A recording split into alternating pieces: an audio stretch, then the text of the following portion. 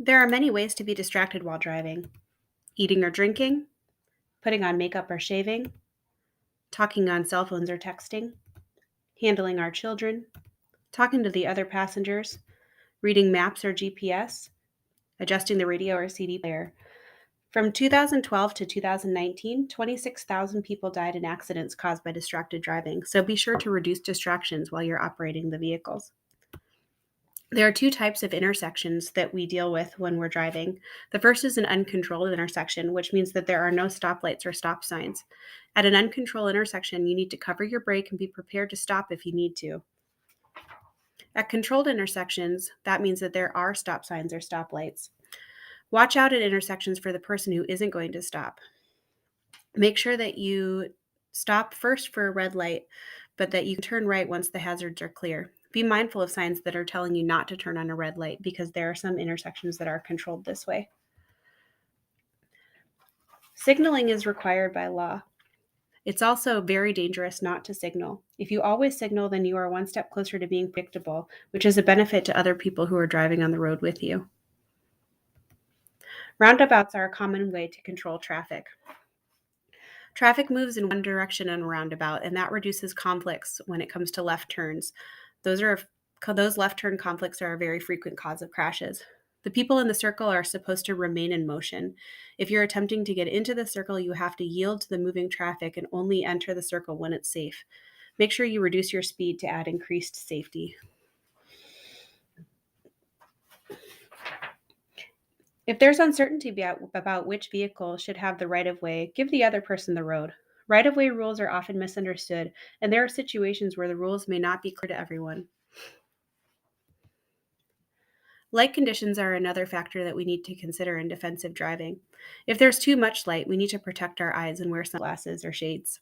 If there's too little light, make sure that your lights are on so that other people can see you. It's also important to make sure that your windshield is clean so that the glare from the light doesn't cause you to be unable to see through the windshield. Make sure you deal with light glare coming towards you by averting your eyes slightly down and to the right. The right side white stripe outlining the right edge of the usable roadway is called the fog line. Its purpose is to provide drivers with a reference line to keep their vehicle aligned with the roadway if there's a poor visibility situation. If you have trouble with somebody putting on their high beams behind you, lower the rear view mirror and if needed, get out of their way. Make sure to use your headlights properly while you're driving. We don't see or react as well in the dark, and a person's reaction distance is 60 miles per hour would be somewhere between 67 and a half feet and 135 feet. If you add braking distance to that, the total is well over 300 feet. So we need to make sure that when it's dark, we're using our headlights and we're adjusting our stop time so that we can have time to stop for anything that comes in our way. Road rage is a very dangerous way to drive. Mistakes happen. Since we all make mistakes in our driving, it goes without saying that at any given moment, other drivers are doing exactly that. They may not intentionally be malicious moves. It's especially important to reduce road rage or upset driving when we're working with the people that we serve. Pressure driving is a characteristic of people who are trying to get somewhere quickly, and so they adjust their safety while driving. Examples of pressure driving are speeding, sudden and multiple lane changes, cutting other drivers off, tailgating, going on private property or off the road to get around obstacles or slow drivers, or acting in an intimidating way towards other drivers. It's far better to allow yourself an early start so you can get to your destination without having to rush. Speeding is one of the most prevalent factors contributing to traffic crashes, and it comes at a tremendous cost. It was estimated that the annual economic cost to society of speeding-related crashes is about $40.4 billion. Driving at a higher than reasonable speed increases your risk. It cuts your reaction time, and there's more stored energy, which means that there will be more damage to the vehicle if it was to get into a crash. It's also impractical. If you're speeding, you may think that you're getting somewhere more quickly, but a person driving 50 miles only saves 8.7 minutes if they increase their speed from 65 miles per hour to 80 miles per hour.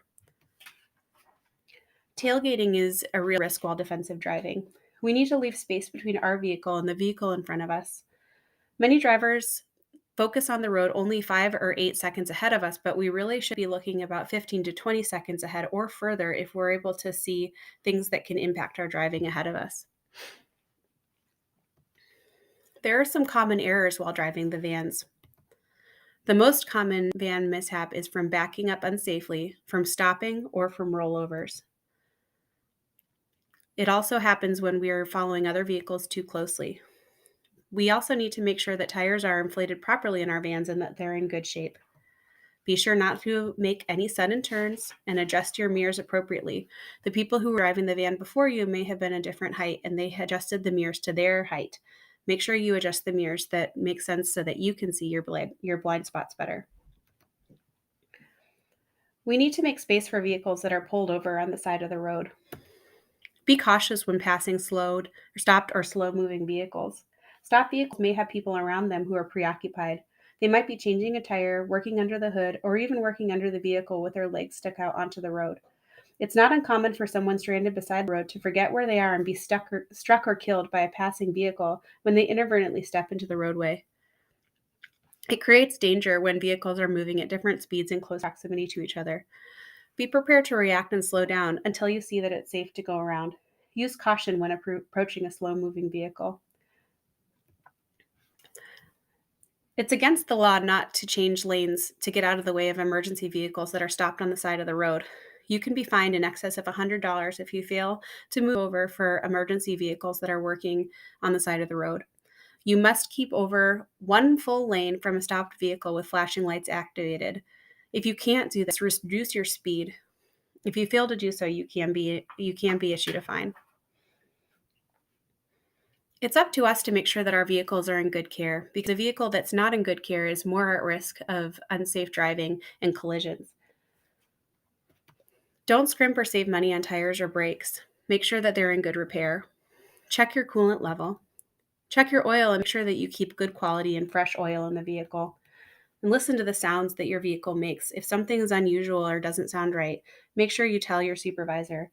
Make sure your supervisor also knows if there's anything about the van that needs to be paid attention to. In conclusion, you can never really rely on what other drivers do. Defensive driving means that we are looking to see that we're in the best control of our own actions. Think back to all the mistakes you've made while driving and think ahead to the ones that you know you'll make in the future. Defensive driving means that we're trying to consider all of the things that could happen while driving and that we're doing what we can to avoid them. Drive with a careful attitude, and you'll be successful in defensive driving.